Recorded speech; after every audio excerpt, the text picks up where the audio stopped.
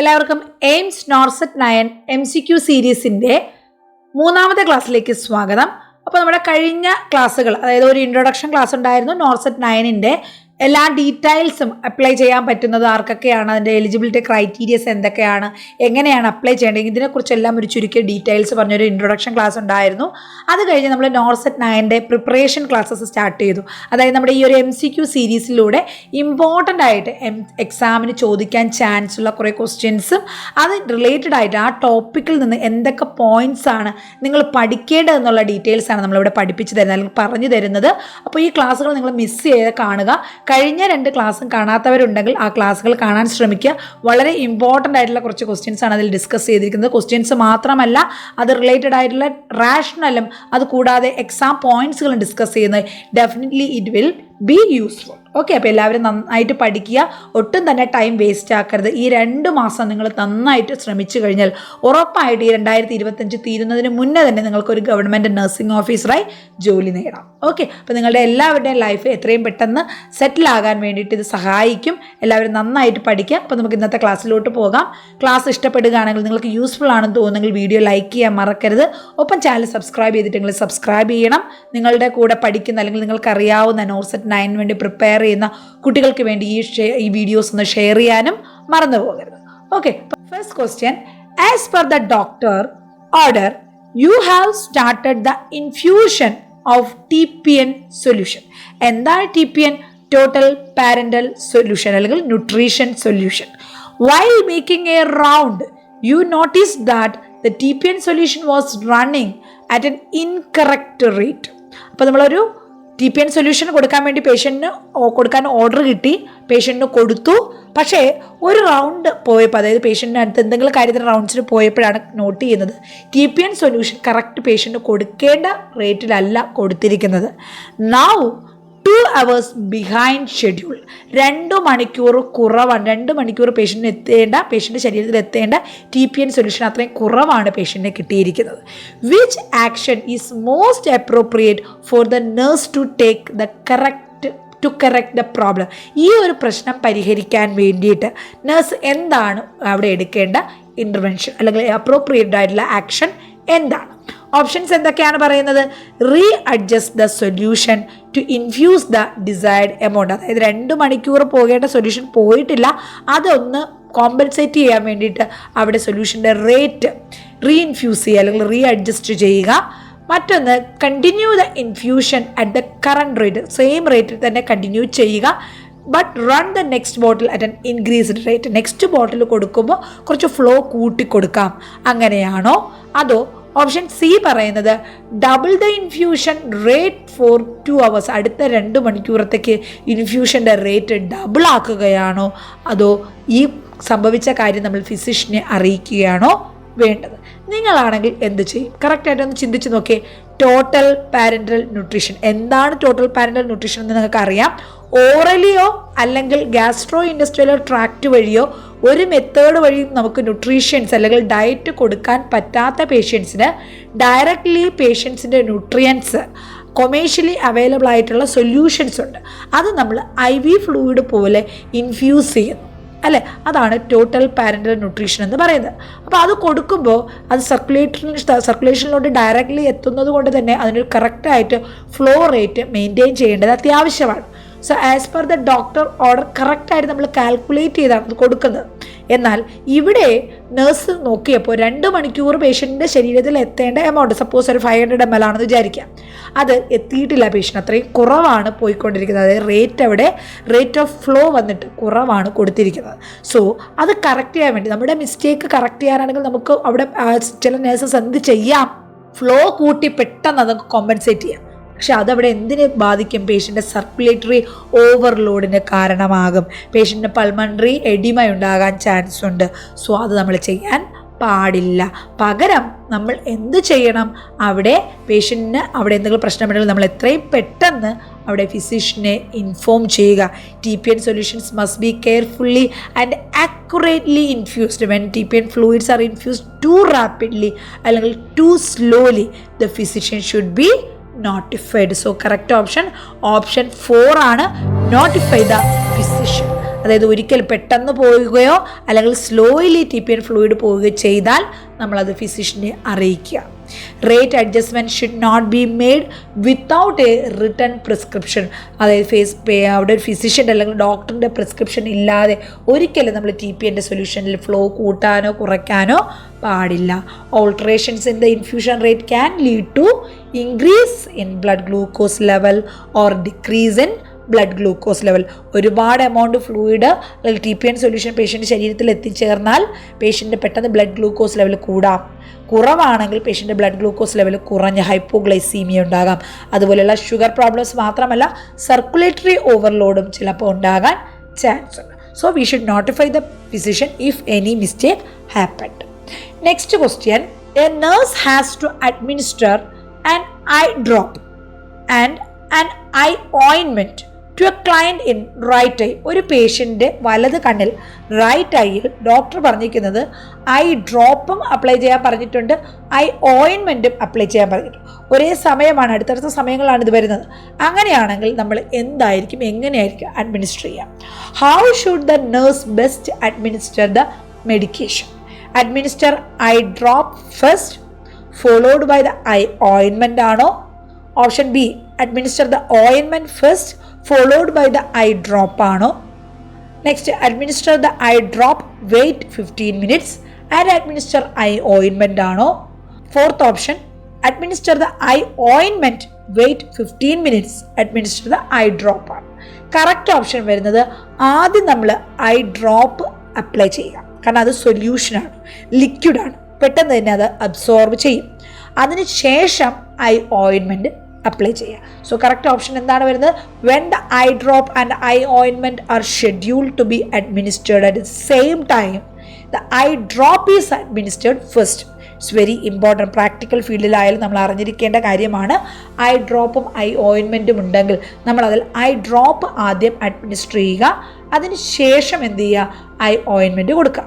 The installation of 2 medications are separated by 3 to 5 minutes. ഏകദേശം ഒരു 3-5 മിനിറ്റിൻ്റെ സെപ്പറേഷൻ മാത്രം മതി, 15 മിനിറ്റിൻ്റെ അവിടെ ആവശ്യം വരുന്നില്ല. അതുപോലെ മറ്റൊരു കാര്യം അറിയേണ്ടതാണ്, ഇതിപ്പോൾ നമ്മുടെ കണ്ണാണെങ്കിൽ ഇത് മൂക്കാണ് എന്ന് വിചാരിക്കുക. ഓക്കെ, ഇത് കണ്ണാണെന്ന് വിചാരിക്കുക.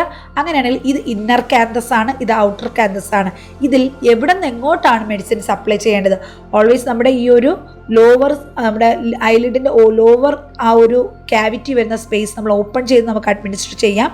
അല്ല എങ്കിൽ inner canthus to outer canthus എന്നുള്ള രീതിയിലാണ് അപ്ലൈ ചെയ്യുന്നത്. Outer canthus to inner canthus അല്ല, inner canthus to outer canthus. Okay, next third question എന്താ പറയുന്നത്? Post operative nurse received a patient. Post operative എന്ന് പറഞ്ഞാൽ എന്താണ്? സർജറി കഴിഞ്ഞ അല്ലെങ്കിൽ സർജറി കഴിഞ്ഞ ഏരിയകളിൽ കെയർ ചെയ്യുന്ന nurse. Post operative nurse received a patient following open cholecystectomy. എന്താണ് കോളിസിസ്റ്റക്ടമി? കോളിസിസ്റ്റക്ടമി എന്ന് പറഞ്ഞാൽ, എക്ടമി എന്ന് പറഞ്ഞാൽ റിമൂവൽ. അപ്പോൾ കോളിസിസ്റ്റക്ടമി എന്ന് പറഞ്ഞാൽ കോളിസിസ്റ്റൈറ്റിസ്, കോളിസിസ്റ്റിക് എന്ന് പറഞ്ഞാൽ that is related to gall bladder. അതായത് നമ്മുടെ ലിവറിൻ്റെ തൊട്ട് പിന്നിലായിട്ട് കാണപ്പെടുന്ന പിത്തസഞ്ചി എന്ന മലയാളത്തിൽ അറിയപ്പെടുന്ന ഗാൽ ബ്ലാഡറാണ് കോളിസിസ്റ്റൈറ്റിസ് എന്നുള്ള ഒരു മെഡിക്കൽ ടേമിൽ പറയുന്നത്. അപ്പോൾ ഇത് റിമൂവ് ചെയ്ത സർജറി, ഓപ്പൺ കോളിസിസ്റ്റക്ടമി സർജറി കഴിഞ്ഞ പേഷ്യൻറ്റ്. ആ പേഷ്യൻറ്റ് പോസ്റ്റ് ഓപ്പറേറ്റീവായിട്ട് എന്തും കൊണ്ടാണ് വന്നത്? T-tube ഡ്രെയിനേജ് ബാഗും ആ പേഷ്യൻറ്റിനെ അറ്റാച്ച് ചെയ്തിട്ടുണ്ട്. അങ്ങനെയാണെങ്കിൽ patient underwent open cholecystectomy and now post-operative stage patient is having T-tube drainage bag. After 6 hours of admission the patient T-tube drainage bag is empty. ആ surgery കഴിഞ്ഞ് 6 മണിക്കൂർ കഴിഞ്ഞിട്ടും ഈ T-tube ബാഗിനകത്ത് നമ്മുടെ ബൈലൊന്നും കളക്ട് ചെയ്യുന്നില്ല. നോർമലി അത് ബൈൽ ഒഴുകി വരാൻ വേണ്ടിയിട്ടാണ് ആ ഒരു ബാഗ് അവിടെ ഉള്ളത്, അത് എംപ്റ്റി ആയിട്ട് കാണുന്നു. അങ്ങനെയാണെങ്കിൽ the nurse notice slight jaundice of the sclera. ഒപ്പം തന്നെ ബൈല് പുറത്തോട്ട് വന്നിട്ടില്ല, പേഷ്യൻ്റെ കണ്ണ് ശ്രദ്ധിച്ചപ്പോൾ സ്ക്ലീറയിൽ സ്ലൈറ്റ് ജോണ്ടിസും ഉണ്ട്, അവിടെ യെല്ലോ ഡിസ്കളറേഷനും വരുന്നുണ്ട്. അങ്ങനെയാണെങ്കിൽ എന്ത് ആക്ഷനായിരിക്കും നേഴ്സ് പ്രധാനമായിട്ട് എടുക്കേണ്ടത്? First option, repositioning the patient to promote T-tube drainage. ആ T-tubeൻ്റെ ഡ്രെയിനേജ് കറക്റ്റായിട്ട് നടക്കാൻ വേണ്ടി പേഷ്യൻ്റെ പൊസിഷൻ മാറ്റുകയാണോ? രണ്ടാമത്തെ option notifying the surgeon about these findings ആണോ, സർജനെ അറിയിക്കുകയാണോ. Check the patient blood pressure immediately, പെട്ടെന്ന് തന്നെ ബ്ലഡ് പ്രഷർ ചെക്ക് ചെയ്യുകയാണോ. അതുപോലെ പേഷ്യൻറ്റിനെ ഒന്നും ആരെയും അറിയിക്കേണ്ട, ഒന്നും ചെയ്യേണ്ട, ആ കണ്ടിന്യൂസ്ലി മോണിറ്റർ ചെയ്ത് എന്തൊക്കെയാണോ കാണുന്നത് റെക്കോർഡ് ചെയ്താൽ മതിയോ. കറക്റ്റ് ഓപ്ഷൻ എന്താണ്? It's very dangerous situation. നമ്മുടെ ശരീരത്തിൽ ബൈൽ കണ്ടിന്യൂസ്ലി ലിവറിൽ നിന്ന് പ്രൊഡ്യൂസ് ചെയ്യുന്നുണ്ട്. അത് ഗാൽ ബ്ലാഡറിൽ വരികയും ആവശ്യാനുസരണം അത് ഡിയോഡനത്തിനുള്ളിലോട്ട്, കോമൺ ഹെപ്പാറ്റിക് ഡക്റ്റ് വഴി എന്ത് ചെയ്യുന്നു, ഡിയോഡനത്തിനുള്ളിലോട്ട് എത്തിച്ചേരുകയും അത് നമ്മുടെ ഭക്ഷണ പദാർത്ഥങ്ങളുമായിട്ട് ചേർന്ന് നമ്മുടെ ഫാറ്റിനെയൊക്കെ ഡൈജസ്റ്റ് ചെയ്യാൻ സഹായിക്കുകയും അതിനുശേഷം എന്ത് ചെയ്യുന്നു, അത് എക്സ്ട്രാ ഉള്ളത് യൂറിനിലൂടെയും ഫീസസിലൂടെയും എക്സ്ക്രീറ്റ് ചെയ്ത് പോവുകയും ചെയ്യണം. അത് താൽക്കാലികമായിട്ട് സ്റ്റോർ ചെയ്യുന്നതിനാണ് നമ്മുടെ ശരീരത്തിൽ ഗാൽ ബ്ലാഡർ ഉള്ളത്. എന്നാൽ ഈ പേഷ്യൻറ്റിന് because of some disease, gall bladder stone കൊണ്ടോ അല്ലെങ്കിൽ സിസ്റ്റൈറ്റിസ് കൊണ്ടോ എന്തെങ്കിലും കാരണം കൊണ്ട് ഗാൽ ബ്ലാഡർ അവിടെ കംപ്ലീറ്റ്ലി റിമൂവ് ചെയ്തു. സോ അവിടെ വരുന്ന ബൈൽ എപ്പോഴും അത് ഡിയോഡനത്തിലോട്ട് പോകത്തില്ല അല്ലേ. അപ്പോൾ ആവശ്യത്തിന് അധികമായിട്ട് വരുന്ന ബൈൽ കളക്ട് ചെയ്ത് പുറത്തോട്ട് കൊണ്ടുവരാൻ വേണ്ടിയിട്ടാണ് അവിടെ T tube drainage bag attach ചെയ്ത്. എന്നാൽ ബിക്കോസ് ഓഫ് സം ഇഷ്യൂസ് ആ ടി ട്യൂബ് ഡ്രെയിനേജിൽ ഡ്രെയിനിങ് നടക്കുന്നില്ല. അങ്ങനെ ബ്ലഡിൽ ഈ ഒരു ബൈലിൻ്റെ അളവ് കൂടിയിട്ടാണ് ആ പേഷ്യൻറ്റിന് സ്ക്ലീറയിൽ, കണ്ണിൽ സ്ക്ലീറയിൽ സ്ലൈറ്റ് ജോണ്ടിസ് അവിടെ നോട്ടീസ് ചെയ്തത്. So if it go to, നമ്മൾ ഒന്നും ആരെയും റിപ്പോർട്ട് ചെയ്യാതിരുന്നു കഴിഞ്ഞാൽ അത് സിവിയർ ജോണ്ടിസിലോട്ട് പോകാം. So it will leads to some complications, encephalopathy ഒക്കെ ഉണ്ടാകാൻ ചാൻസ് ഉണ്ട്. സോ അത് പ്രിവെൻറ്റ് ചെയ്യാൻ വേണ്ടിയിട്ട് നമ്മൾ അവിടെ എത്രയും പെട്ടെന്ന് പേഷ്യൻ്റ് എന്ത് ചെയ്യണം, ഈ ഒരു കണ്ടീഷൻ സർജനെ ഇൻഫോം ചെയ്യണം. അല്ലാതെ നമ്മുടെ പേഷ്യൻറ്റിനെ റീപൊസിഷൻ ചെയ്യുന്നത് കൊണ്ടൊന്നും ഒരു മാറ്റവും അവിടെ ഉണ്ടാകാനോ ബ്ലഡ് പ്രഷറിൽ വലിയ വേരിയേഷൻസ് ഒന്നും ഉണ്ടാവുകയോ അവിടെ ചെയ്യുന്നില്ല. സോ കറക്റ്റ് ഓപ്ഷൻ ബി ആണ്. The T tube is usually placed in common bile duct to ensure patency of the duct. ആ ഡക്റ്റിൻ്റെ പാറ്റൻസി മെയിൻറ്റെയിൻ ചെയ്യാൻ വേണ്ടിയിട്ടാണ് ടി ട്യൂബ് അവിടെ പ്ലേസ് ചെയ്തത്. അവിടെ ആ ടി ട്യൂബിലൂടെ ബൈൽ ഡ്രെയിൻ ചെയ്യുന്നില്ല എന്ന് പറഞ്ഞാൽ, ഒപ്പം ജോണ്ടിസ്, സ്ക്ലീറയിൽ ജോണ്ടിസ് നോട്ട് ചെയ്തു എന്ന് പറഞ്ഞാൽ അതിൻ്റെ അർത്ഥം എന്താണ്? ബൈൽ ഫ്ലോ ഒബ്സ്ട്രക്ഷൻ ഉണ്ടായി എന്നാണ്. Which should be reported to the surgeon. എത്രയും പെട്ടെന്ന് നമ്മൾ എന്ത് ചെയ്യണം, അത് സർജനെ ഇൻഫോം ചെയ്യണം. റീപൊസിഷൻ കാരണം അവിടെ എത്തിയിട്ടുള്ള ഒബ്സ്ട്രക്ഷൻ അവിടെ മാറുമോ? ഇല്ല. ബ്ലഡ് പ്രഷറിന് ഒരിക്കലും ആ കണ്ടീഷൻ സോൾവ് ചെയ്യാൻ പറ്റത്തില്ല. ഓക്കെ, അതല്ല നമ്മളത് നോട്ടിഫൈ ചെയ്തില്ല എങ്കിൽ കോംപ്ലിക്കേഷനിലോട്ട് എത്തുകയും ചെയ്യും. ഇവിടെ നിങ്ങൾക്ക് കാണാം, ഇത് നമ്മുടെ ലിവറാണ്, ഇത് നമ്മുടെ സ്റ്റൊമക്കിൻ്റെ പൈലോറസിൻ്റെ ഭാഗമാണ്, ഡിയോഡിനമാണ് ഈ കാണുന്നത്. ഇവിടെ ഈ ഒരു ഹെപ്പാറ്റിക് ഡക്റ്റും, അതായത് നമ്മുടെ ടി ട്യൂബ് ഇവിടെയാണ്, ഇങ്ങനെയാണ് ടി ട്യൂബ് വരുന്നത്. ഇത് ഇങ്ങനെ ട്യൂബ്, അത് ഇങ്ങോട്ടും ഫ്ലോ ചെയ്യും ഇങ്ങോട്ടും ഫ്ലോ ചെയ്യും. ഇത് നമ്മുടെ ടി ട്യൂബാണ്, കോമൺ ബൈൽ ഡക്റ്റിൽ. ഇത് നമ്മുടെ ഇവിടെയാണ് ഗാൽ ബ്ലാഡർ നമ്മൾ റിമൂവ് ചെയ്ത് കഴിഞ്ഞത്. ഇത് ഹെപ്പാറ്റിക് ഡക്റ്റാണ്. അപ്പോൾ ഇവിടെ അധികമായിട്ട് വരുന്ന ബൈൽ ഈ ടി ട്യൂബ് വഴി പുറത്തോട്ട് ബാഗിൽ കളക്ട് ചെയ്യുകയാണ് ചെയ്യുന്നത്. Because of some kink or knot, എന്തെങ്കിലും ഒരു ബ്ലോക്ക് ഇവിടെ ഉണ്ടായതുകൊണ്ടായിരിക്കണം ഈ ബൈൽ ഈ ടി ട്യൂബിലോട്ട് വരാത്തത്, അല്ലെങ്കിൽ ഈ ഒരു ബാഗിലോട്ട് കളക്ട് ചെയ്യാതെ ബ്ലഡിൽ അബ്സോർവ് ചെയ്ത് എന്തായത് അവിടെ ജോണ്ടിസ് ഡെവലപ്പ് ചെയ്തത്. Next question, fourth question. The female patient is admitted with a new diagnosis of Cushing syndrome. നമുക്കറിയാം, അഡ്രിനൽ ഗ്ലാൻഡിൽ ഉണ്ടാകുന്ന അബ്നോർമൽ ഹോർമോണൽ സെക്രീഷൻസ് കാരണം ഉണ്ടാകുന്ന ഒരു പ്രോബ്ലമാണ് കുഷിങ് സിൻഡ്രോം എന്ന് പറയുന്നത്. അവിടെ എന്ത് ഉണ്ടായി? പേഷ്യൻറ്റിൽ കുഷിങ് സിൻഡ്രോം ഉണ്ട്. പേഷ്യൻ്റെ ബ്ലഡിലും സീറം കോർട്ടിസോളും യൂറിൻ കോർട്ടിസോളും, ബ്ലഡിലായാലും യൂറിനായാലും കോർട്ടിസോൾ എന്ന ഹോർമോണിൻ്റെ ലെവൽ കൂടി വരുന്നു. ഇവിടെ എന്താണ് ഇങ്ങനെ ഒരു അസസ്മെൻറ്റ്, അല്ലെങ്കിൽ കുഷിങ് സിൻഡ്രോം ഉള്ള പേഷ്യൻസിന് എന്തൊക്കെ പ്രോബ്ലംസ് ആണ് നിങ്ങൾ എക്സ്പെക്ട് ചെയ്യുന്നത്? Which assessment finding should the nurse expect to see in this patient? Options ഏതൊക്കെയാണ്? Hair loss and moon face. Option B decreased weight and hirsutism. And option C decreased muscle mass and thick skin. Option D elevated blood pressure and blood glucose. ഏതായിരിക്കും correct option? അത് അറിയണമെങ്കിൽ നമുക്ക് Cushing syndrome എന്താണെന്ന് അറിയണം. പ്രധാനമായിട്ട് Cushing സിൻഡ്രോമിൻ്റെ symptoms പറഞ്ഞാൽ അതിലൊന്നാണ് moon face, ഹിർസുട്ടിസം, അതായത് ഹെയർ ഗ്രോത്ത് ഇൻ ഫേസ്. അതുപോലെ decreased muscle mass, protein wasting ഉണ്ടാകുന്നു, അതുകൊണ്ട് ഡിക്രീസ് മസിൽ മാസ് ഉണ്ടാകുന്നു, വെയിറ്റ് അവിടെ കൂടുന്നു, ഫ്രജൈൽ സ്കിൻ ഉണ്ടാകുന്നു, സ്ട്രൈ അക്രോസ് ദ അബ്ഡോമിനലിൽ വരകൾ അല്ലെങ്കിൽ മാർക്കിങ്സ്, സ്ട്രൈസ് ഉണ്ടാകുന്നു. ഇതെല്ലാം കാരണമായിട്ടുള്ളത് എന്താണ്? എലിവേറ്റഡ് കോർട്ടിസോളാണ്. നമ്മുടെ ബ്ലഡിൽ എലിവേറ്റഡ് കോർട്ടിസോളിൻ്റെ അളവ് കൂടുന്നു. അതിന് കാരണം കുഷിങ് സിൻഡ്രോമാണ്. ഇങ്ങനെയുള്ള കണ്ടീഷൻസ് എല്ലാം ഡെവലപ്പ് ചെയ്യുന്നു. ഇത് മാത്രമല്ല, ഒരുപാട് സയൻസ് സിംറ്റംസ് ഉണ്ടാകാറുണ്ട്. ജനറൽ ആയിട്ടുള്ള കുറേ സയൻസ് സിംറ്റംസ് ആണ് ഇവിടെ പറയുന്നത്. വെയിറ്റ് ഗെയിൻ ഉണ്ടാകാം, സ്ലോ ഹീലിംഗ് ഓഫ് കട്ട് ഉണ്ടാകാം, ഇൻക്രീസ്ഡ് റിസ്ക് ഓഫ് ഇൻഫെക്ഷൻസ് ഉണ്ടാകാം, ഫെറ്റിക് ഉണ്ടാകാം, ഗ്ലൂക്കോസ് ഇൻടോളറൻസ് ഉണ്ടാകാം, ഹെഡേക്ക് ഉണ്ടാകാം, moon face, buffalo hump, muscular weakness, skin thinning, fragility, acne, excessive hair growth അല്ലെങ്കിൽ hirsutism, abdominal striae. Psychological symptoms എന്ന് പറയുമ്പോൾ patient depression ഉണ്ടാകാം, anxiety, irritability, loss of emotional control, cognitive difficulties, decreased libido, അതുപോലെ high blood pressure, increased risk of fracture. Female ആണെങ്കിൽ absence of menstrual periods അല്ലെങ്കിൽ irregular menstrual periods, മെയിലാണെങ്കിൽ erectile dysfunction. ഇതൊക്കെ Cushing സിൻഡ്രോമിൻ്റെ സിംറ്റംസാണ്. എന്നാൽ ഇതിൻ്റെ ജസ്റ്റ് ഓപ്പോസിറ്റ്, കുഷിംഗ് സിൻഡ്രോം ഉണ്ടാകുന്നതെന്ന് പറഞ്ഞാൽ അവിടെ ഹോർമോൺസിൻ്റെ അളവ് കൂടുതൽ, എക്സസ് കോർട്ടിക്കോസ്റ്റീറോയിഡ്സ്, പർട്ടിക്കുലർലി ഗ്ലൂക്കോകോർട്ടിക്കോയിഡ്സ് കൂടുതലാകുന്നത് കാരണമാണ് കുഷിംഗ് സിൻഡ്രോം ഉണ്ടാകുന്നത്. എന്നാൽ അഡിസൺസ് ഡിസീസ് എന്ന് പറയുന്ന മറ്റൊരു ഡിസീസ് ഉണ്ട്. അതായത് അതിനെ മറ്റൊരു പേര് പറയുന്നത് പ്രൈമറി അഡ്രീനൽ ഇൻസഫിഷ്യൻസി എന്ന് പറയും, അല്ലെങ്കിൽ ഹൈപ്പോകോർട്ടിസോളിസം എന്ന് പറയും, അല്ലെങ്കിൽ അവിടെ സ്റ്റീറോയിഡ്സിൻ്റെ അളവ് കുറവായതാണ് ഇതിൻ്റെ കാരണം, അഡിസൺസ് ഡിസീസിൻ്റെ കാരണം. അപ്പോൾ ഇത് നോട്ട് ചെയ്ത് പഠിക്കുക.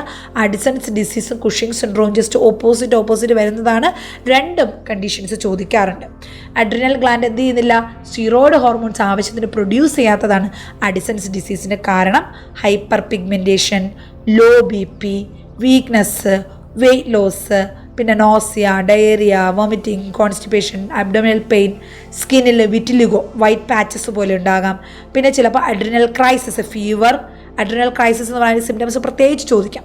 Fever, syncope, convulsions, hypoglycaemia, hyponatraemia, severe vomiting and diarrhoea. ഇത്രയും സിംറ്റംസ് ഉണ്ടാകുമ്പോൾ അഡിസൺസ് ഡിസീസ് കാരണം ഇങ്ങനെ ഉണ്ടാകുന്നതിന് അഡ്രീനൽ ക്രൈസിസ് എന്നാണ് പറയുന്നത്. Okay, next, fifth question. It's very important question. You have received an ABG report of your assigned patient. നമ്മുടെ പേഷ്യൻറ്റിൻ്റെ ABG report കിട്ടി. നമ്മുടെ പേഷ്യൻ്റ് എന്താണ് condition? Chronic COPD, chronic obstructive pulmonary disease, COPD ഉള്ള patient. ആ patient ABGയിൽ എന്തൊക്കെ ഫൈൻഡിങ്സാണ് നമ്മൾ കണ്ടത്? pH 7.35 ആണ്, PCO2 62 ആണ്, PO2 70 ആണ്, ബൈകാർബണേറ്റ് 34 ആണ്. ഇങ്ങനെ ആയപ്പോൾ നമ്മൾ അവിടെ എന്താണ്, അവിടെ pH നോർമാലിറ്റീസ് ഒന്നുമില്ല. pH 7.35 ഉള്ളതുകൊണ്ട് നോർമലി 7.35 to 7.45 ആണ്, അത് നോർമൽ തന്നെയാണ്. എന്നാൽ അവിടെ കാർബൺ ഡൈ ഓക്സൈഡിൻ്റെ അളവ് അവിടെ കൂടുതലാണ് അല്ലേ? കാർബൺ ഡൈ ഓക്സൈഡ് 35 to 45 ആണ് നോർമൽ, ഇവിടെ 65 ആണ്. So it is more. അതുപോലെ ബൈകാർബണേറ്റും അവിടെ കൂടുതലാണ്. അപ്പോൾ നമുക്ക് കാർബൺ ഡൈ ഓക്സൈഡിൻ്റെ അളവ് കുറയ്ക്കാൻ വേണ്ടിയിട്ട് നമുക്കവിടെ പേഷ്യൻ്റ് എന്ത് ഇൻ്റർവെൻഷനാണ് നടപ്പിലാക്കേണ്ടത്? അസസ് ദ വൈറ്റൽ സൈൻസ് ആണോ, റീപൊസിഷൻ ദ ക്ലയൻ്റ് ആണോ, പ്രിപ്പയർ ഫോർ ഇൻറ്റുബേഷൻ ആണോ, അപ്ലൈ 100% നോൺ റീബ്രീത്തർ മാസ്ക് ആണോ? COPD പേഷ്യൻ്റ് എന്ന് പറയുമ്പോൾ തന്നെ നമ്മൾ അറിയണം പേഷ്യൻ്റ് ലോ ഫ്ലോ ഓക്സിജൻ ആണ് വേണ്ടത്. നമുക്ക് പേഷ്യൻ്റ് ലോ ഫ്ലോ ഓക്സിജൻ മാത്രമേ പാടുള്ളൂ. കാർബൺ ഡൈ ഓക്സൈഡ് അളവ് അവിടെ കുറച്ച് കൂടിയാൽ മാത്രമേ പേഷ്യൻറ്റിന് ബ്രീത്തിങ് സ്റ്റിമുലസ്, അവിടെ ബ്രീത്തിങ് ഡ്രൈവ് എന്ന് പറയുന്നത് അവിടെ കാർബൺ ഡൈ ഓക്സൈഡ് കൂടുന്നതാണ്. അപ്പോൾ കുറച്ച് കാർബൺ ഡൈ ഓക്സൈഡ് എപ്പോഴും കൂടി നിൽക്കണം. എന്നാൽ അസിഡോസിസ് ഒന്നും ഉണ്ടാകാനും പാടില്ല. അപ്പോൾ ക്രോണിക് COPD ഉള്ള പേഷ്യൻറ്റിന് ഇവിടെ ഇതെല്ലാം ബാക്കിയെല്ലാം നോർമലാണ്. COPD ഉള്ള പേഷ്യൻസിന് CO2 കൂടുതലായിരിക്കണം, എന്നാൽ മാത്രമേ നോർമലായിട്ട് ബ്രീത്ത് ചെയ്യാൻ പറ്റത്തുള്ളൂ. അപ്പോൾ നമ്മളവിടെ എന്താ ചെയ്യുക? 100% നോൺ റീബ്രീത്തർ മാസ്ക് കൊടുക്കുന്നതിന് പേഷ്യൻറ്റ് ബ്രീത്ത് ചെയ്യാൻ പറ്റുമോ? ഇല്ല. ഇൻറ്റുബേഷൻ്റെ ആവശ്യമുണ്ടോ? ഇല്ല. അവിടെ നോർമാലിറ്റീസ് ഒന്നും വന്നിട്ടില്ല. റീപൊസിഷൻ ചെയ്യുന്നതുകൊണ്ട് പ്രത്യേകിച്ച് ഗുണം എന്തെങ്കിലും ഉണ്ടോ? ഇല്ല. പകരം നമ്മളവിടെ ചെയ്യേണ്ടത് പേഷ്യൻ്റെ കണ്ടിന്യൂസ് വൈറ്റൽ സൈൻസ് മോണിറ്റർ ചെയ്യുക. മറ്റെന്തെങ്കിലും കോംപ്ലിക്കേഷൻ ഉണ്ടോ എന്നറിയാൻ വേണ്ടി മോണിറ്റർ ചെയ്യുക മാത്രമാണ് ചെയ്യേണ്ടത്. Patients with chronic COPD have carbon dioxide retention and the respiratory drive is stimulated when the PO2 is decreases. PO2 കുറഞ്ഞു, കാർബൺ ഡൈ ഓക്സൈഡ് കൂടി നിൽക്കുമ്പോഴാണ് നമുക്ക് അവിടെ റെസ്പിറേറ്ററി ഡ്രൈവ് ഉണ്ടാകുന്നത്. അവിടെ ഹീമോഡൈനാമിക്കലി പേഷ്യൻ്റ് ഓക്കെ ആണോ, ഹാർട്ട് റേറ്റ് ഓക്കെ ആണോ, റെസ്പിറേറ്ററി റേറ്റ് ഓക്കെ ആണോ, ബ്ലഡ് പ്രഷർ ഓക്കെ ആണോ എന്ന് മാത്രമാണ് നമ്മൾ ചെക്ക് ചെയ്യേണ്ടത്. റീപൊസിഷൻ ചെയ്യുകയോ അല്ലെങ്കിൽ ഇൻറ്റുബേഷൻ ചെയ്യുകയോ അല്ലെങ്കിൽ ഹൈ ഫ്ലോ ഓക്സിജൻ കൊടുക്കേണ്ടതോ ആവശ്യം അവിടെ വരുന്നില്ല. അപ്പോൾ നമ്മൾ ഈ ഒരു ക്വസ്റ്റ്യൻ ബേസ് ചെയ്ത് നിങ്ങൾക്ക് COPD കംപ്ലീറ്റ് ആയിട്ട് പഠിക്കാം. ഒപ്പം നിങ്ങൾ ABG അനാലിസിസും പഠിക്കണം. അപ്പോൾ കഴിഞ്ഞ ക്ലാസ്സിൽ രണ്ടാമത്തെ പാർട്ടിൽ ഞാൻ ABG അനാലിസിസ് കംപ്ലീറ്റ്ലി പഠിപ്പിച്ചിട്ടുണ്ട്. നിങ്ങളത് കേട്ടിട്ടുണ്ടാകും, അത് പഠിച്ചിട്ടുണ്ടാകും. It's very very important. ഒരു ABG അനാലിസിസ് തന്നിട്ട് അസിഡോസിസ് ഉണ്ടോ, ആൽക്ലോസിസ് ഉണ്ടോ, മെറ്റബോളിക് അസിഡോസിസ് ആണോ, മെറ്റബോളിക് ആൽക്ലോസിസ് ആണോ, റെസ്പിറേറ്ററി അസിഡോസിസ് ആണോ, റെസ്പിറേറ്ററി ആൽക്ലോസിസ് ആണോ, ഇത് കോമ്പൻസേറ്റഡ് ആണോ അതോ പാർഷ്യലി കോമ്പൻസേറ്റഡ് ആണോ, ഫുള്ളി കോമ്പൻസേറ്റഡ് ആണോ, നോൺ കോമ്പൻസേറ്റഡ് ആണോ, ഇത് കണ്ടുപിടിക്കാൻ ചോദിക്കാം. എങ്ങനെയാണ് കണ്ടുപിടിക്കുന്നത്? ഈ ഒരു ചാർട്ട് മാത്രം നിങ്ങൾ നോക്കിയാലും മനസ്സിലാകും. ആദ്യം നമ്മുടെ വാല്യൂ നോക്കി അസിഡോസിസ് ആണോ ആൽക്ലോസിസ് ആണോ എന്ന് കണ്ടുപിടിക്കുക. അതിനുശേഷം PCO2 ആണോ അതോ ബൈകാർബണേറ്റ് ആണോ അവിടെ വേരിയേഷൻ വന്നിരിക്കുന്നത് എന്ന് നോക്കുക. അതനുസരിച്ച് നമുക്ക് അസിഡോസിസ് ആണോ ആൽക്ലോസിസും ഏത് തരം അസിഡോസിസ്, റെസ്പിറേറ്ററി ആണോ മെറ്റബോളിക് ആണോ എന്ന് കണ്ടുപിടിക്കാം. ഇനി അതിൻ്റെ കോമ്പൻസേഷൻ സ്റ്റാർട്ട് ചെയ്തിട്ടുണ്ടോ എന്ന് നോക്കാൻ റെസ്പിറേറ്ററി ആണെങ്കിൽ ബൈകാർബണേറ്റ് നോക്കുക, അവിടെ വ്യത്യാസം വന്നിട്ടുണ്ടോ എന്ന് നോക്കുക, കോമ്പൻസേഷൻ സ്റ്റാർട്ട് ചെയ്തിട്ടുണ്ടോ എന്ന് നോക്കുക. അത് ഫുള്ളി കോമ്പൻസേറ്റഡ് ആണെങ്കിൽ pH കോമ്പൻസേറ്റഡ് ചെയ്തിട്ടുണ്ട്, കംപ്ലീറ്റ്ലി നോർമൽ ആയിട്ടുണ്ടാകും. ഇനി അവിടെ ആ കോമ്പൻസേഷൻ സ്റ്റാർട്ട് ചെയ്തിട്ടും pH നോർമൽ ആയിട്ടില്ല എങ്കിൽ പാർഷ്യലി കോമ്പൻസേറ്റഡ് എന്നാണ് പറയുന്നത്. അപ്പോൾ അത് ABG അനാലിസിസ് കഴിഞ്ഞ ക്ലാസ് കണ്ടു കഴിഞ്ഞാൽ ഡീറ്റെയിൽ ആയിട്ട് അത് മനസ്സിലാക്കാൻ പറ്റും. നമ്മൾ വീണ്ടും ഇതേ സെയിം ഒരു ഏരിയ തന്നെ വീണ്ടും എക്സ്പ്ലെയിൻ ചെയ്യേണ്ട, കഴിഞ്ഞ ക്ലാസ് കണ്ട് പഠിക്കുക. Next 6th question, which of the following complication is associated with prolonged mechanical ventilation? പേഷ്യൻറ്റിന് നോർമലി ബ്രീത്ത് ചെയ്യാൻ പറ്റുന്നില്ല, അവിടെ മെക്കാനിക്കൽ വെന്റിലേഷൻ വഴി വെന്റിലേറ്റർ വഴിയാണ് നമ്മൾ ഓക്സിജൻ കൊടുക്കുന്നത്. അങ്ങനെയാണെങ്കിൽ പ്രൊലോങ്ഡ് നീണ്ട കാലയളവിൽ മെക്കാനിക്കൽ വെന്റിലേഷൻ കിട്ടുന്ന പേഷ്യൻ്റ് ഉണ്ടാകാവുന്ന കോംപ്ലിക്കേഷൻ എന്താണ്? ഒരുപാട് കോംപ്ലിക്കേഷൻസ് ഉണ്ടാകാം. അതിൽ ഇവിടെ പറയുന്ന കോംപ്ലിക്കേഷൻ എന്താണെന്ന് നോക്കാം. ഫസ്റ്റ് ഓപ്ഷൻ ഇമ്മ്യൂണോ സപ്രഷൻ ആണോ, ഇൻക്രീസ്ഡ് കാർഡിയക് ഔട്ട്പുട്ട് ആണോ, അതോ ഗ്യാസ്ട്രോ ഇൻറ്റസ്റ്റൈനൽ ഹെമറേജ് ആണോ, പൾമണറി എംബോളയാണോ? Correct option C, gastrointestinal haemorrhage ആണ്. പ്രൊലോങ്ഡ് മെക്കാനിക്കൽ വെന്റിലേഷൻ കാരണം അവിടെ പേഷ്യൻ്റ് പലതരത്തിലുള്ള കോംപ്ലിക്കേഷൻസ് ഉണ്ടാകാറുണ്ട്.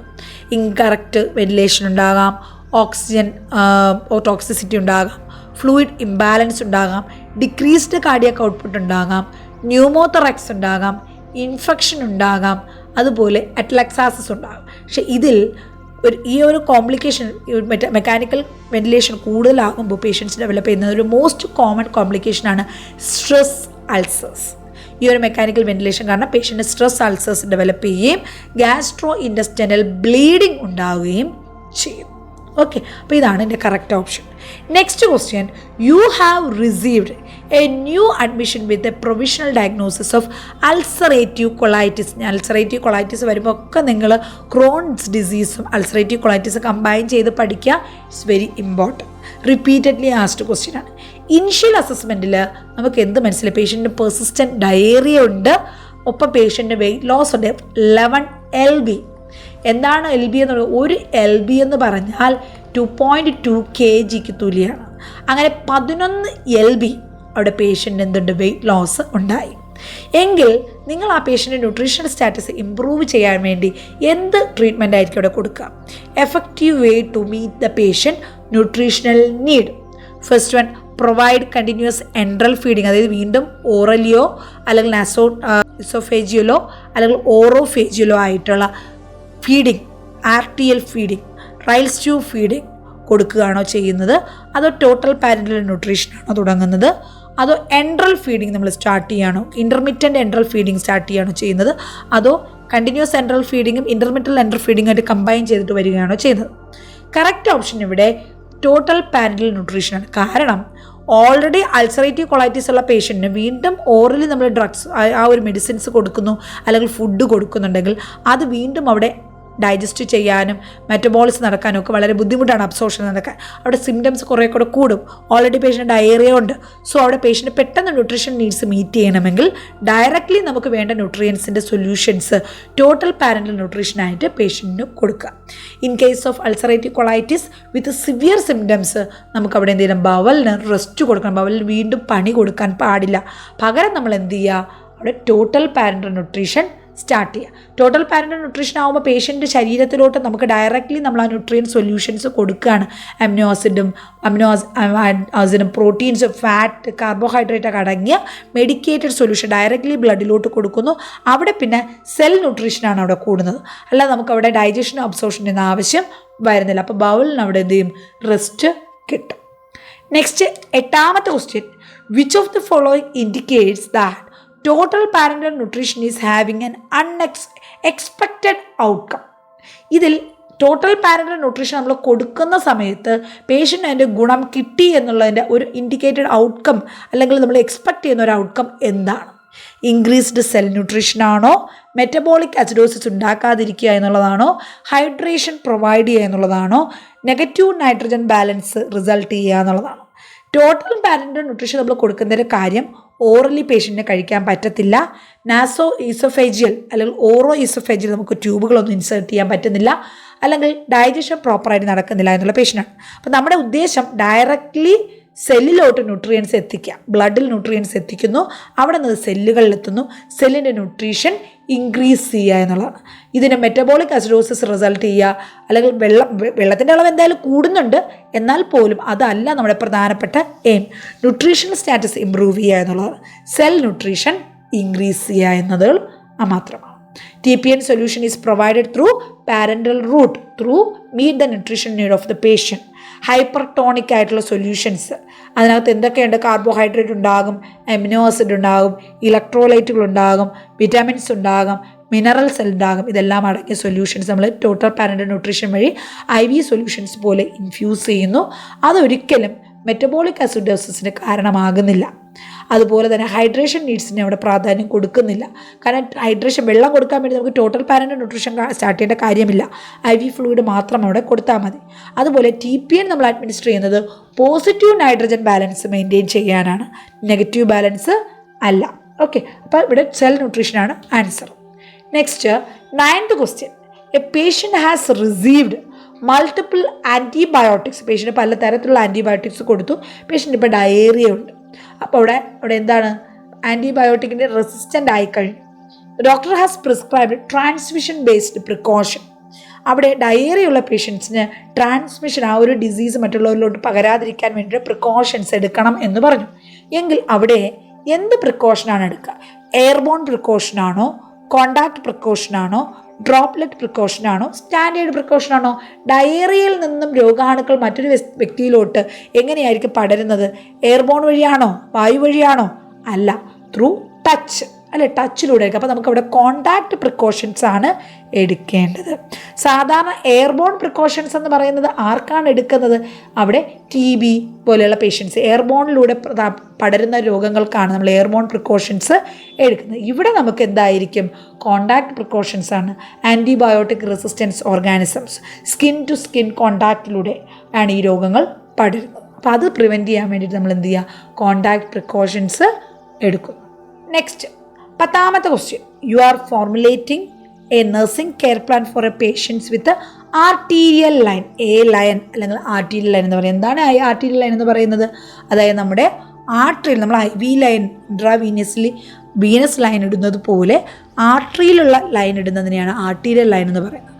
അവിടെ ഈ ആർട്ടീരിയൽ ലൈനുള്ള പേഷ്യൻ്റ് കെയർ കൊടുക്കുന്ന നഴ്സ് എന്താണ് അറിഞ്ഞിരിക്കേണ്ടത്? എന്താണ് ആർട്ടീരിയൽ ലൈനിനെ കുറിച്ച് മനസ്സിലാക്കിയിരിക്കേണ്ടത്?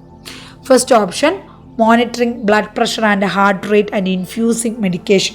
അതായത് ആർട്ടീരിയൽ ലൈൻ എന്ന് പറയുന്നത് ബ്ലഡ് പ്രഷർ മോണിറ്റർ ചെയ്യാനും ഹാർട്ട് റേറ്റ് മോണിറ്റർ ചെയ്യാനും മെഡിസിൻസ് ഇൻഫ്യൂസ് ചെയ്യാനുമാണ്. Next, monitoring blood pressure, heart rate, obtaining blood gases and laboratory samples ആണ്. Option C, monitoring heart rate, obtaining blood gases, other laboratory samples, infusing medicines ആണ്. Obtaining blood gases, other laboratory samples and infusing medicines. ഇതിലൊരു single point മാത്രം വെച്ച് നമുക്ക് ഈ correct option എഴുതാൻ പറ്റും. ബാക്കി ഒന്നും അറിയത്തില്ലെങ്കിലും കറക്റ്റ് ഓപ്ഷൻ ഏതാ വരുന്നത്? ഓപ്ഷൻ ബി ആണ്. കാരണം ബാക്കി എല്ലാത്തിലും ഇൻഫ്യൂസിങ് മെഡിസിൻസ് ഉണ്ട്. കാരണം നമ്മുടെ ആർട്ടീരിയൽ ലൈൻ നമ്മൾ ഒരിക്കലും മെഡിസിൻസ് ഇൻഫ്യൂസ് ചെയ്യാൻ യൂസ് ചെയ്യില്ല. Arterial line is only for monitoring blood pressure, heart rate, obtaining blood sample for blood gases and other laboratory samples, not to infuse medicines. So correct option എന്താണ്? Option 2 ആണ്. Medications should never be infused through arterial lines. Very very important point. Arterial line വഴി നമ്മൾ ഒരിക്കലും medicines infuse ചെയ്യരുത്. Arterial lines are used for monitoring blood pressure, heart rate and ABG sampling. Okay, ഇവിടെ ഈ ഒരു picture നോക്കിക്കഴിഞ്ഞാൽ അത്യാവശ്യം നിങ്ങൾക്ക് ആർട്ടീരിയൽ ലൈനെ കുറിച്ച് അറിയേണ്ട എല്ലാ കാര്യങ്ങളും ഇതിനകത്തുണ്ട്. ഒന്ന് വായിച്ചു നോക്കാൻ ശ്രമിക്കുക. ആർട്ടീരിയൽ ലൈൻ്റെ use. Arterial line permit continuous invasive blood pressure measurement, അതായത് കണ്ടിന്യൂസ് ആർട്ടറിയിലുള്ള കറക്റ്റ് ഇൻവേസീവായ മെത്തേഡ് വഴി നമുക്ക് ബ്ലഡ് പ്രഷർ മോണിറ്റർ ചെയ്യാൻ പറ്റും. അതുകൂടാതെ ഈ ആർട്ടറി ലൈനിൽ നിന്ന് സാമ്പിൾ എടുത്ത് കഴിഞ്ഞാൽ നമുക്ക് ABG അനാലിസിസ് നടത്താൻ പറ്റും. ഈ ഒരു ആർട്ടീരിയൽ ലൈൻ ഉപയോഗിച്ച് ബ്ലഡ് പ്രഷർ മോണിറ്റർ ചെയ്യുമ്പോൾ നമ്മൾ ഇവിടെ കാണുന്നത് പോലെ ഇതുപോലെ ലൈനാണ്, ഇതുപോലുള്ള വേവ് ഫോമാണ് നമ്മളിവിടെ കാണുന്നത്.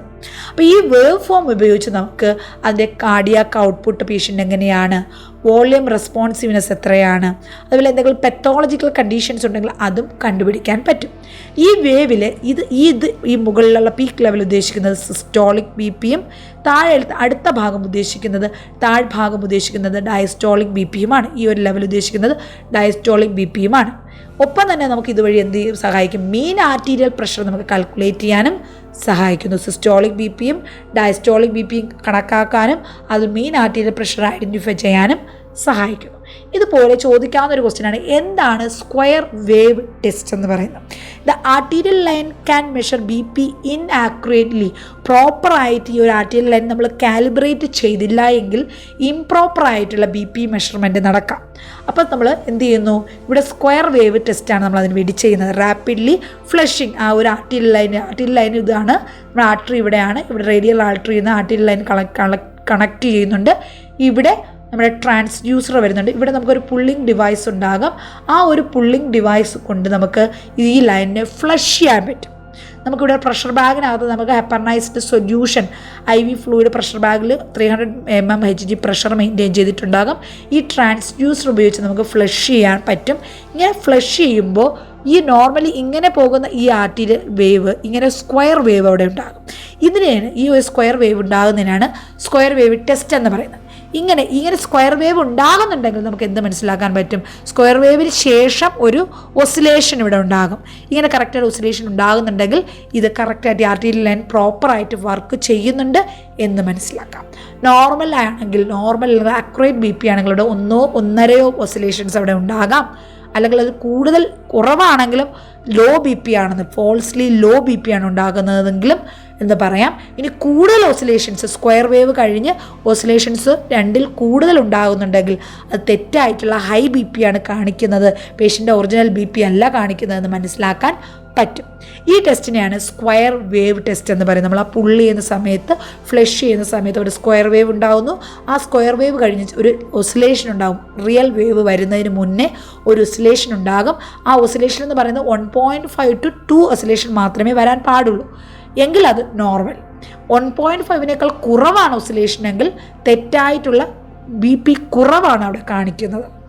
എങ്കിൽ അവിടെ 2ൽ കൂടുതൽ ഓസിലേഷൻസ് കാണിച്ചാൽ തെറ്റായിട്ടുള്ള ഹൈ BP ആണ് അവിടെ കാണിക്കുന്നതെന്നും മനസ്സിലാക്കാൻ പറ്റും. അപ്പോൾ ഇത് റിലേറ്റഡ് ആയിട്ടുള്ള കുറേ വേർഡ്സിൻ്റെ ഫോംസിനെ കുറിച്ചും അതിൻ്റെ ഓൾട്ടറേഷൻസ്, പൾസസ്, ഓൾട്ടർനാൻസ് സാധാരണ ചോദിക്കുന്ന ഒരു ക്വസ്റ്റ്യനാണ്. പൾസസ് പാരഡോക്സസ്, പൾസസ് ബിസ്ഫിറിയൻസ് ഇങ്ങനെ ചോദിക്കാറുണ്ട്. എന്താണ് പൾസസ് പാരഡോക്സസ് എന്ന് പറയുന്നത്? ഇൻക്രീസ് BP വിത്ത് റെസ്പിറേഷൻ അനുസരിച്ച് ഹൈ BP ഉണ്ടാകുന്നതിനെയാണ് പൾസസ് പാരഡോക്സസ് എന്ന് പറയുന്നത്. അല്ലെങ്കിൽ അതുപോലെ തന്നെ BP കൂടുന്നത് മാത്രമല്ല കുറയുന്നതും, decrease in systolic blood pressure more than 10 mmHg, 10 mmHgയേക്കാൾ കൂടുതൽ അവിടെ എന്ത് ചെയ്യുന്നു, 20-30 mmHg അവിടെ കുറവ്, സിസ്റ്റോളിക് BP അവിടെ കുറയുന്നു ത്രൂ റെസ്പിറേഷൻ. അതിനെ പൾസസ് പാരഡോക്സസ് എന്ന് പറയുന്നത്. സാധാരണ ഈ പൾസസ് പാരഡോക്സസ് ഏത് കണ്ടീഷനിലാണ് കാണുന്നത്? ടാംപോണേഡുള്ള പേഷ്യൻസിനാണ് കാണുന്നത്. നെക്സ്റ്റ് പൾസസ് ആൾട്ടർനാൻസ് എന്ന് പറഞ്ഞാൽ നോർമലി നമ്മുടെ ആർട്ടീരിയൽ ലൈനിൻ്റെ വേവ് എപ്പോഴും ഇങ്ങനെ സിമിലർ വേവ് ആണ് വരുന്നത്. എന്നാൽ അതിൽ ഒരു വേവ് ഹൈയും ഒരു വേവ് ലോയും ഒരു വേവ് വീണ്ടും ഹൈയും ഒരു വേവ് ലോയും വന്നാൽ ഇതിനെ പൾസസ് ആൾട്ടർനാൻസ് എന്നാണ് പറയുന്നത്. അതായത് സ്ട്രോങ്ങും വീക്ക് പൾസസും ഇങ്ങനെ ഇടവിട്ട് വരുന്നത് കൊണ്ടാണ് ആ ഒരു പൾസസ് ആൾട്ടർനാൻസ് വരുന്നത്. നെക്സ്റ്റ് പൾസസ് ബിസ്ഫീരിയൻസ് എന്ന് പറഞ്ഞാൽ കപ്പിൾ പീക്ഡ് പൾസസ്, അതായത് ഒരേ സമയം 2 പീക്ക് പൾസ് ഒരുമിച്ച് വന്നാൽ അതിനാണ് പൾസസ് ബിസ്ഫീരിയൻസ് എന്ന് പറയുന്നത്. അതുപോലെ ഈ late peak pulse peak wave വരേണ്ടത് ലേറ്റായിട്ട് ഇങ്ങനെ കർവ് ചെയ്തിട്ട് വരുന്നെങ്കിൽ അതിന് പൾസസ് സ്റ്റാർഡസ് എന്നാണ് പറയുന്നത്. അതുപോലെ ഈ ഒരു വേർബ് ഉപയോഗിച്ച് നമുക്ക് കാർഡിയാക് ഔട്ട്പുട്ട് എങ്ങനെ നോർമൽ ആണോ ഹൈ ആണോ ലോ ആണോ എന്ന് നമുക്ക് കണക്കാക്കാൻ അറിയാൻ പറ്റും. അതുപോലെ കാർഡിയാക് അറസ്റ്റ് നമുക്ക് ഈ ഒരു ഇത് ഉപയോഗിച്ച് അറിയാൻ പറ്റും. എങ്ങനെയാണ് ഈ ഒരു ആർട്ടീരിയൽ ലൈൻ പ്ലേസ് ചെയ്യുന്നതും ആർട്ടീരിയൽ സാമ്പിൾ നമുക്കിവിടെ ഒരു സിറിഞ്ച് കണക്ട് ചെയ്ത് സാമ്പിളിംഗ് പോർട്ട് വഴി നമുക്ക് സാമ്പിൾ കളക്ട് ചെയ്യാൻ പറ്റുന്നുള്ള ഈ കാര്യങ്ങളെല്ലാം നോട്ട് ചെയ്ത് പഠിക്കുക. ഈ അബ്നോർമൽ റിതം അല്ലെങ്കിൽ pulsus paradoxus, pulsus alternans, pulsus bisferiens, pulsus tardus, ഇതിൻ്റെയൊക്കെ ഡെഫിനിഷൻ അറിഞ്ഞിരിക്കുക. അതുപോലെ പൾസ് പ്രഷർ വേരിയേഷൻ എന്താണെന്ന് അറിഞ്ഞിരിക്കുക. പൾസ് പ്രഷർ അറിയാമല്ലോ, സിസ്റ്റോളിക് ബ്ലഡ് പ്രഷറും ഡയസ്റ്റോളിക് ബ്ലഡ് പ്രഷറും തമ്മിലുള്ള ഡിഫറൻസിനെയാണ് പൾസ് പ്രഷർ എന്ന് പറയുന്നത്. അതനുസരിച്ച് നമുക്ക് സ്ട്രോക്ക് വോളിയത്തിൽ വേരിയേഷൻ ഉണ്ടെങ്കിൽ അല്ലെങ്കിൽ കാർഡിയാക് ഔട്ട്പുട്ടിൽ വേരിയേഷൻ ഉണ്ടെങ്കിൽ നമുക്ക് തിരിച്ചറിയാൻ പറ്റും.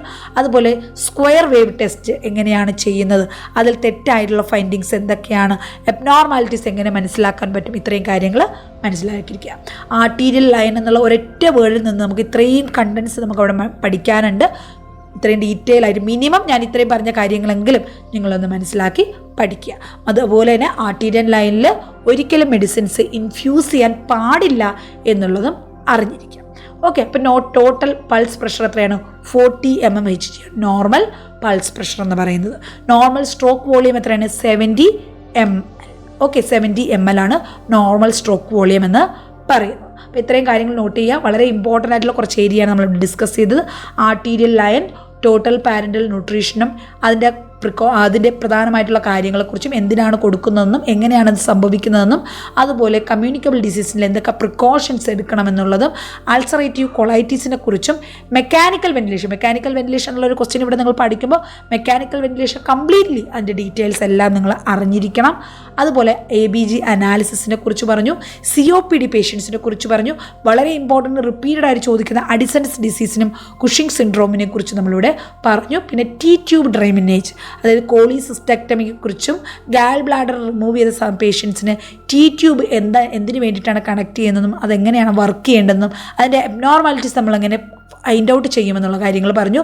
പിന്നെ ഐ ഇൻസ്റ്റിലേഷൻ അല്ലെങ്കിൽ ഐ ഇറിഗേഷൻ ചെയ്യുമ്പോൾ inner cancers to outer cancers ആണ് നമ്മൾ ചെയ്യേണ്ടതെന്നും മെഡിസിൻസ് അഡ്മിനിസ്റ്റർ ചെയ്യുമ്പോൾ ഐ ഡ്രോപ്പും ഐ ഓയിൻമെൻറ്റും ഉണ്ടെങ്കിൽ ആദ്യം ഐ ഡ്രോപ്പ് അഡ്മിനിസ്റ്റർ ചെയ്ത് 3-5 മിനിറ്റ് കഴിഞ്ഞിട്ട് വേണം നമ്മൾ ഐ ഓയിൻമെൻറ്റ് അഡ്മിനിസ്റ്റർ ചെയ്യാൻ. ബെറ്റർ രണ്ട് മെഡിസിൻസും അവിടെ പ്രോപ്പറായിട്ട് അബ്സോർബ് ചെയ്യണമെങ്കിൽ ഇങ്ങനെയാണ് ചെയ്യേണ്ടതെന്നും പറഞ്ഞു. അപ്പോൾ ഇത്രയും കാര്യങ്ങൾ പ്രധാനമായിട്ട് നോട്ട് ചെയ്ത് പഠിക്കുക.